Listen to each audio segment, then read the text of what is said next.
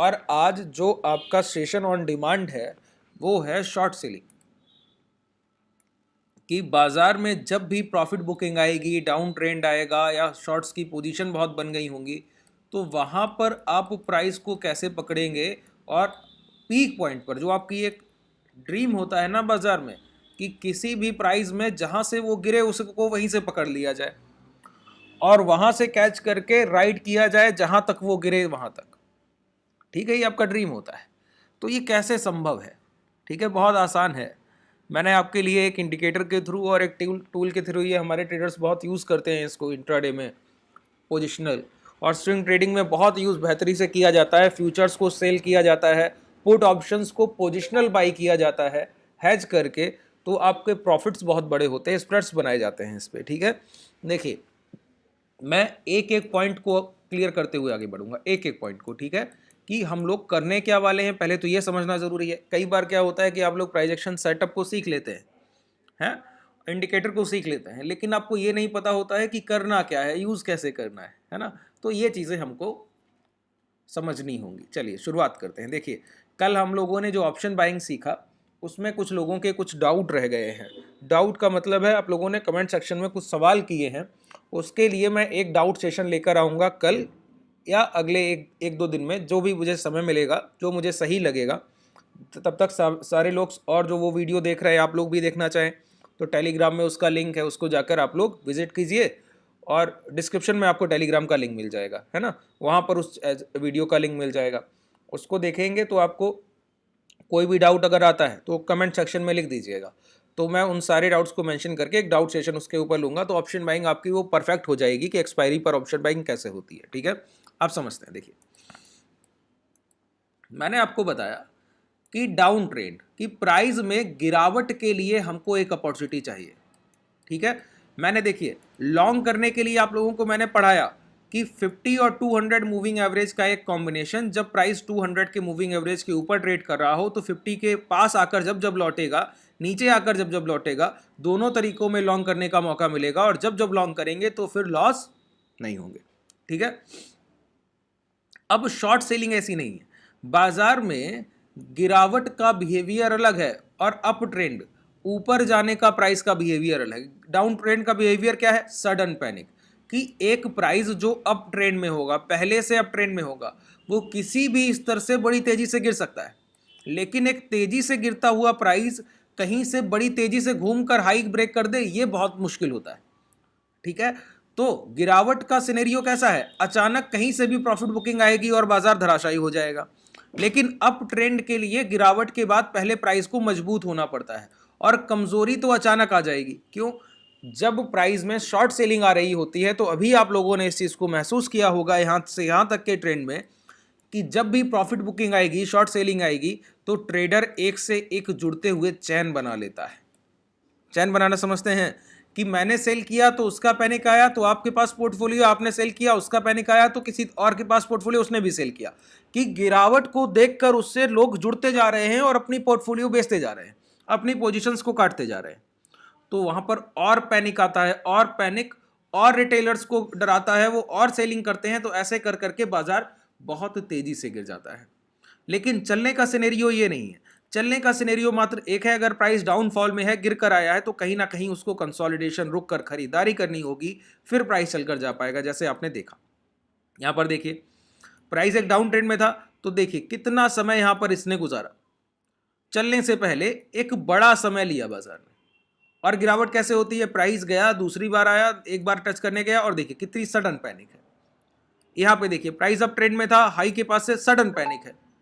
ठीक है, तो ये डाउनफॉल कहीं से भी आ सकता है। एक पॉजिटिव प्राइस में पीक पर प्राइस को पकड़कर आप शॉर्ट सेलिंग करना सीख गए, तो समझ लीजिए आप हाईएस्ट प्रॉफिटेबल ट्रेडर होंगे। उसके पीछे रीजन है, अप ट्रेंड में कॉल ऑप्शन बायर कभी भी उतना पैसा नहीं बना सकते जितना कि पुट ऑप्शन बायर बना सकते हैं। क्यों? प्राइस की गिरावट तेज होती है। Bull market corrections are fast and furious. बताता हूं ना कि एक तेजी से चलता हुआ प्राइस जब गिरता है तो बहुत तेज और डरावनी तरीके से गिरता है।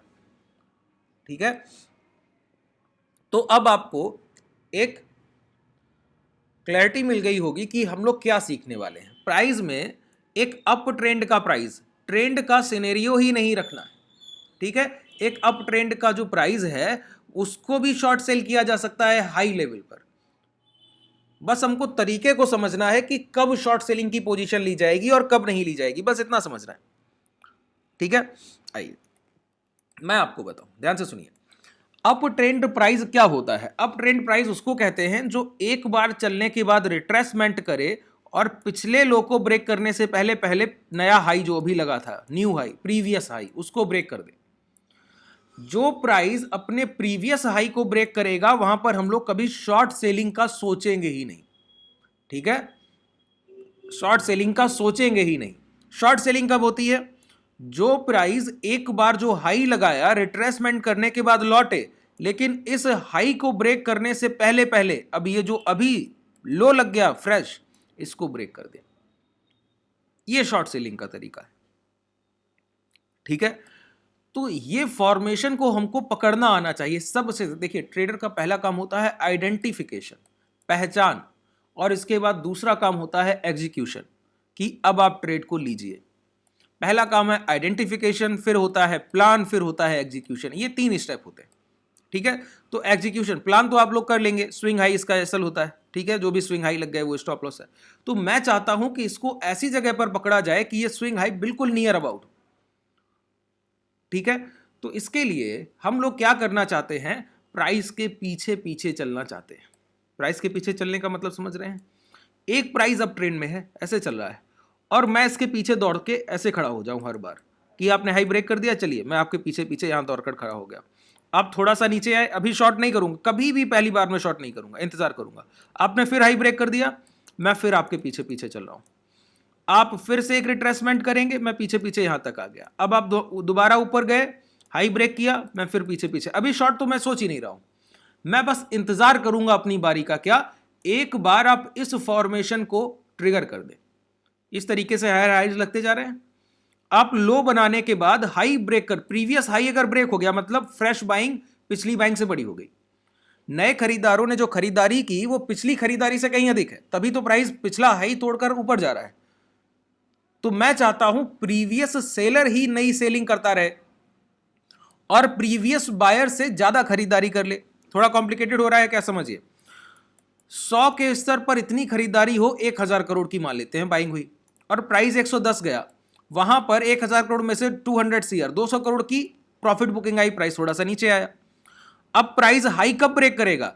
जब दोबारा से 200 करोड़ से अधिक की खरीदारी निचले स्तर पर हो जाएगी, जो कि प्रॉफिट बुकिंग में पैसा गया, तो प्राइस दोबारा हाई की तरफ निकलेगा।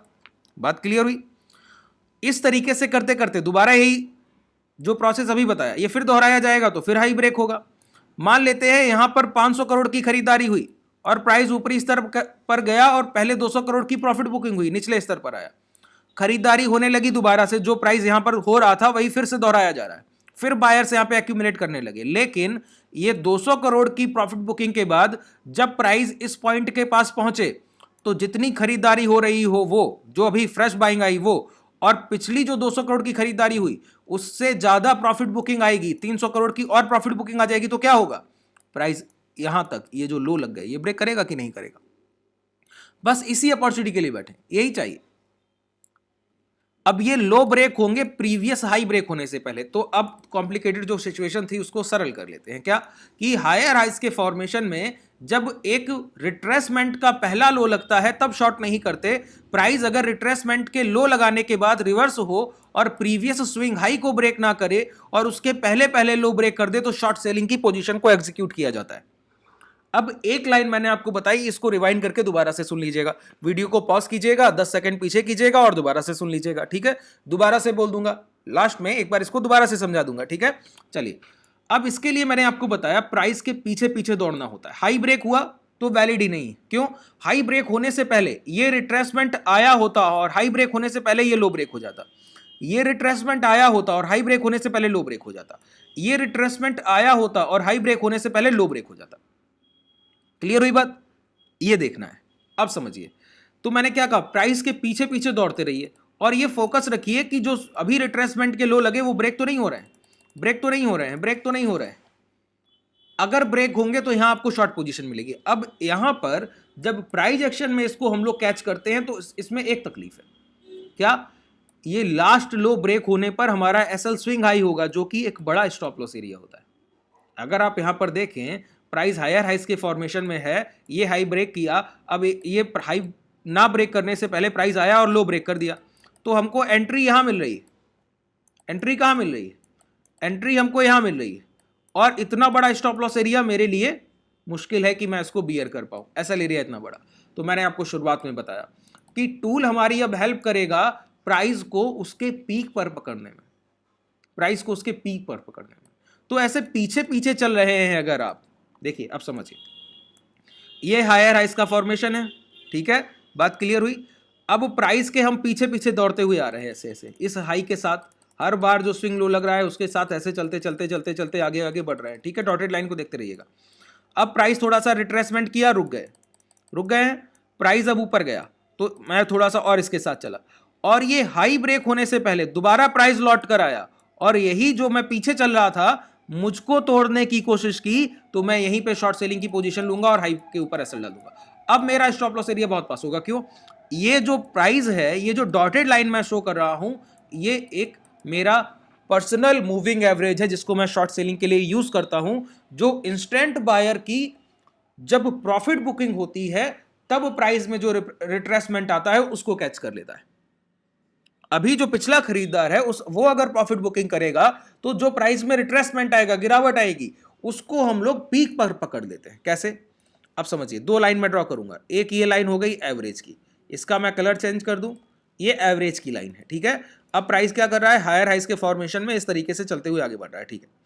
क्या करेगा अब प्राइस? ये एक बार इसको ब्रेक करेगा। अभी देखिए, ब्रेक पहले भी कर सकता है, ऐसा नहीं है। देखिए, ये लाइन है मूविंग एवरेज की, ठीक है, जो मूविंग एवरेज मैं अभी आपको बताऊंगा। प्राइस इसके ऊपर गया, नीचे आया, नीचे आने पर अब शॉर्ट सेलिंग कब करनी है? जब प्राइस दोबारा जाकर नीचे आ जाए और ये हाई ब्रेक ना करे। प्रीवियस स्विंग हाई को ब्रेक करने से पहले पहली बार अगर इस एवरेज के नीचे आया तो नहीं शॉर्ट करना, ध्यान रखिए। इंपैक्ट लो में नहीं शॉर्ट करते हैं। पहला वो तो अभी हायर हाइस बता रहा, तो बताया ना कि एक बार आने पर घूमेगा, अभी तो नहीं शॉर्ट कर रहे हैं। अब लो ब्रेक होगा तो शॉर्ट करेंगे। तो मैं कह रहा हूं लो ब्रेक होने से पहले यहीं पर कहीं शॉर्ट कर दिया जाए, बस इतना सीखना है, ठीक है। बाकी कॉन्सेप्ट आपके क्लियर हो गए। प्राइस इस तरीके से चलकर गया, हाई लगाया, लौट कर आया इसके नीचे, अभी शॉर्ट नहीं करना। अब प्राइस गया, ये हाई ब्रेक कर दिया, तो अब तो बिल्कुल शॉर्ट नहीं करेंगे, अब दोबारा लो के नीचे आने की कोशिश करेंगे। फिर आया, फिर गया, फिर शॉर्ट नहीं करेंगे, फिर आया, फिर गया, फिर शॉर्ट नहीं करेंगे, क्योंकि जब जब प्रीवियस हाई ब्रेक हो रहा है तो पहला रिट्रेसमेंट का कोई अर्थ नहीं रह जाता, एक न्यू रिट्रेसमेंट चाहिए। अब रिट्रेसमेंट हुआ, प्राइस ऊपर गया, लौटा और दोबारा नीचे आ गया लास्ट स्विंग हाई ब्रेक होने से पहले, शॉर्ट कर दीजिए। एम के पहले एंट्री मिलेगी, हाई एसएल है, स्टॉप लॉस एरिया बहुत छोटा रहता है और प्राइस गिर जाएगा। बात क्लियर हुई? अब देखिए, इस सेटअप के साथ कौन से स्प्रेड ट्रेड लिए जाएंगे, है ना।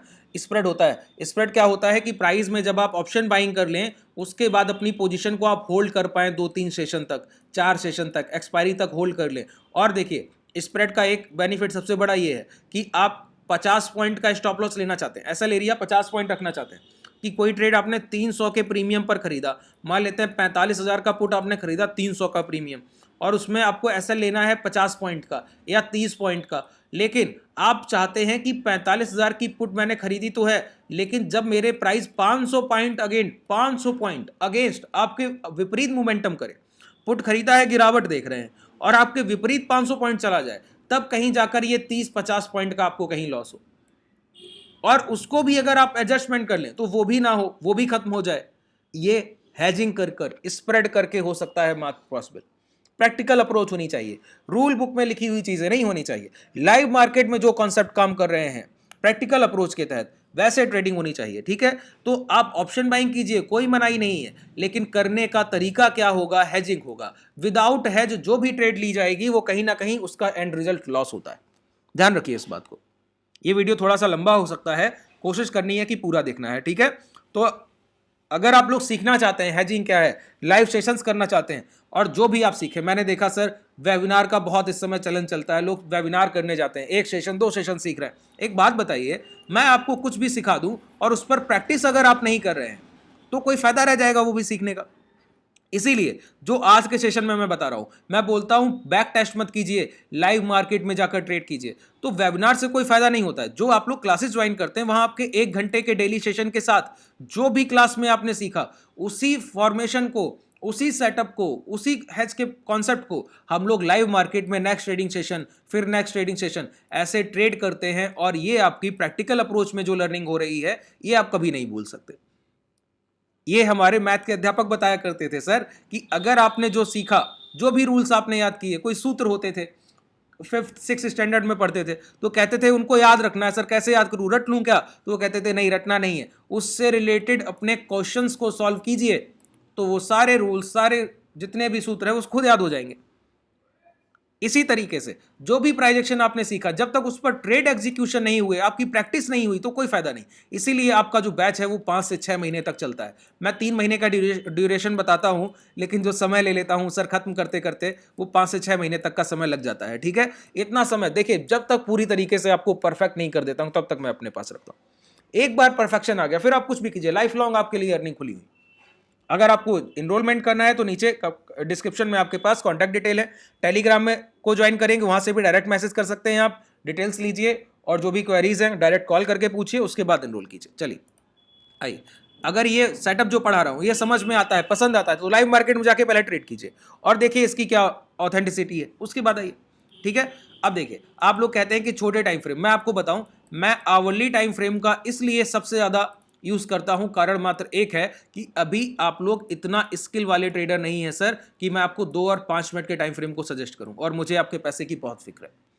आप लोग लॉस करके आते हैं सर, परेशान होते हैं, वो अच्छा नहीं लगता है ना। तो आप भी कोशिश कीजिए, पहले आवरली टाइम फ्रेम को ट्रेड कर लीजिए, फिर 2 और 5 मिनट फ्रेम को ट्रेड कीजिए। बाजार कहीं नहीं जा रहा है, पहले 1 घंटे पर अपनी चीजों को मजबूत कीजिए, फिर जाकर छोटे टाइम फ्रेम को ट्रेड कीजिए। छोटा टाइम फ्रेम बहुत वॉलेटाइल होता है, अभी आप लोग उसको हैंडल करने लायक नहीं है, समझिए इस बात को।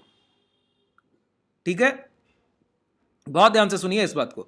अब देखिए, छोटे टाइम फ्रेम को ट्रेड करना आसान बात नहीं, आवरली टाइम फ्रेम आप ट्रेड कर जाएंगे। क्यों?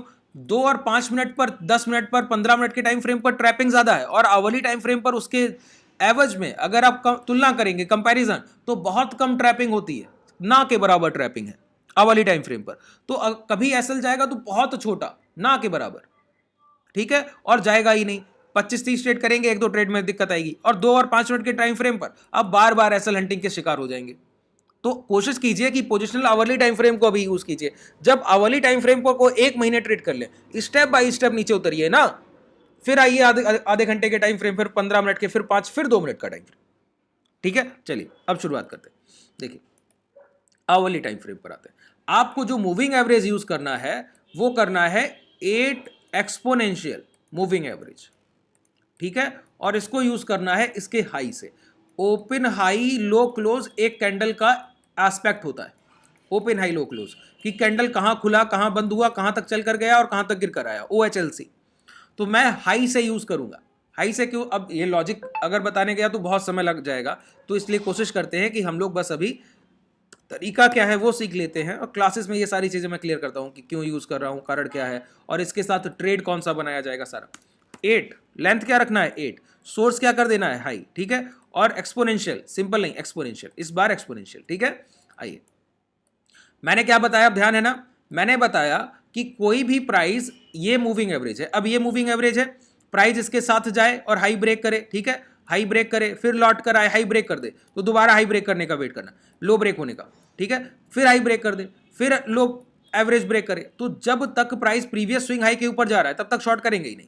कितनी बार भी ये एवरेज के नीचे आए, शॉर्ट नहीं करेंगे। एक बार प्राइस इसके नीचे आने के बाद हाई ब्रेक करने से पहले लौटे और इसके नीचे दोबारा आ जाए, शॉर्ट कर देंगे। ठीक है, आइए समझते हैं, चलिए कॉन्सेप्ट पे आते हैं। पीछे से लूँ कि चीज़ें और क्लियर हों आपको, है ना, कि जितना आसान हो जाए उतना आसान चीज़ों को रखा जाए आप लोगों के लिए। आइए ध्यान से सुनिएगा, शॉर्ट सेलिंग की वही अपॉर्चुनिटी आपको मिलेगी जहां की शॉर्ट सेलिंग बन रही होगी, बाकी तो मिलेगा ही नहीं, है ना। आइए, प्राइस ऊपर गया, नीचे आया, हाई ब्रेक कर गया ना, शॉर्ट नहीं करना है, फिर आया नीचे, हाई ब्रेक कर गया ना, शॉर्ट नहीं करना है, फिर आया नीचे, हाई ब्रेक कर गया ना, देखिए हाई ब्रेक कर गया, शॉर्ट नहीं करना है, फिर आया नीचे, हाई ब्रेक कर गया है ना, शॉर्ट नहीं करना है। ठीक है, ये बिल्कुल परफेक्ट आपको एंट्री मिलेगी, ऐसे वैसे कोई एंट्री नहीं मिलती यहां पर। अब देखिए, फिर आया नीचे, हाई ब्रेक कर गया ना प्रीवियस, शॉर्ट नहीं करना है। फिर आया नीचे, अब ये हाई मार्क कर लीजिए, प्राइस गया। अब देखिए अब ये यहां पर ट्रिगर होगा, ट्रिगर होते ही शॉर्ट कीजिए, ज्यादा समय मत लीजिए। देखिए यहां से यहां तक प्राइस अब ट्रेंड में था और एक भी गलत एंट्री प्राइस ने नहीं दी। इतना रिलीवेंट सेटअप होना चाहिए सर, जो चीजें आप यूज करते हैं। इसीलिए मैंने 200 और 50 मूविंग एवरेज लॉन्ग करने के लिए प्राइस एक्शन का सेटअप है। ये सेटअप जो बता रहा हूं ये प्योरली शॉर्ट सेलिंग के लिए सेटअप है। एक बार यूज करके देखिए, इसके परिणाम देखिए, रिजल्ट्स देखिए, आप लोग पूरी तरीके से हतप्रभ ना रह जाए तो बताइएगा। लाइव मार्केट में जाकर ट्रेड कीजिए इसको, ठीक है। जब तक लाइव मार्केट में ट्रेडिंग, बैक टेस्टिंग तो मैं करा रहा हूं, आपको कम से कम एक बिलीव बने, लेकिन लाइव मार्केट में जब प्रैक्टिस करेंगे तब कहीं आपकी कमांड बेहतर होगी। आइए क्या हुआ, प्राइस देखिए अब दोबारा से इस कैंडल हाई ब्रेक कर, हर बार हाई ब्रेक कर दे रहा था तो वो एक्टिव नहीं हो रहा था। इस बार लो ब्रेक किया और ऊपर गया, स्विंग हाई ब्रेक नहीं किया, दोबारा नीचे आया, यहीं पर शॉर्ट कीजिए, छोटा सा स्टॉप लॉस। अब देखिए, अब आप सोचिए कि एसएल एरिया और इसमें कितना डिफरेंस रह जाता है, ठीक है। अब आपके लिए ये चीजें आसान हो गई।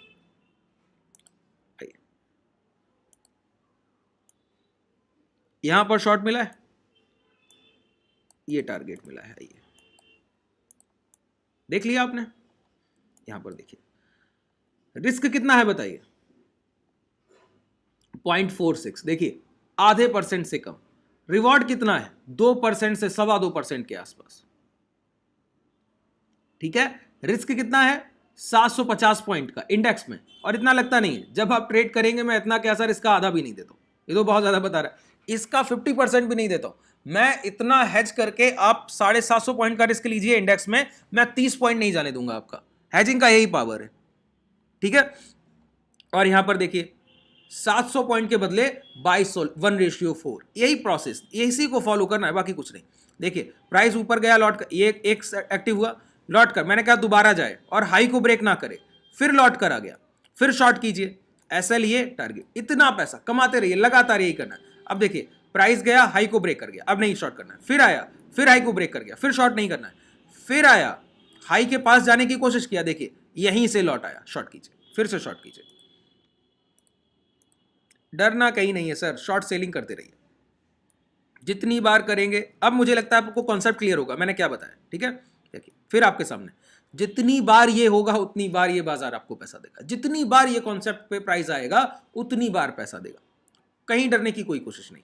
देखिए इतना छोटा एसएल और इतना बड़ा रिवॉर्ड, मैं कहता हूं 1:2 रखिए, पूरा 1:4 लेने की कोशिश नहीं करनी है, पूरा मिलता भी नहीं। इस मत में मत रहिएगा कि मैं बता रहा हूं 4%, मैं तो सिर्फ यहां पे आपको देखने को ये मिल रहा है। अगर ₹1 का रिस्क है तो ₹2 को कमाने की सोचिए बस, मैक्स टू मैक्स 2.5।